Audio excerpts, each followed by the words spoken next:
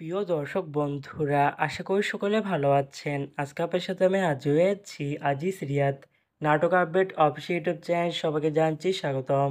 আজকে আপনার সাথে যে নতুন এক নাটক নিয়ে হাজির হলাম, সে নতুন এক নাটকটির নাম হচ্ছে এক বৈশাখের দিনে।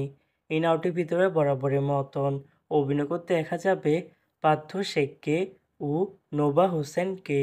বরাবরের মতন এই নাটকটি রচনা করেছেন নাজ নাজমা আর পরিচালনা করেছেন আরমান রহমান প্রত্যয়। ইতিমধ্যে কিন্তু আমাদের মাঝে এই নাটকটি কিন্তু বেশ কিছু পোস্টে কিন্তু অনেকদিন আগে থেকে রিহার্সাল করা হয়ে গেছে, তাও দেখতে পাচ্ছেনই। অসাধারণ হয়েছে পোস্টারগুলো। অবশেষে এই নাটকটি ইউটিউব পর্দায় আসতে যাচ্ছে খুবই শীঘ্রই। এই নাটকটা কিন্তু একটি ট্রেলার প্রকাশ করা হয়েছে আমাদের মাঝে, তাও দেখতে পাচ্ছেনই।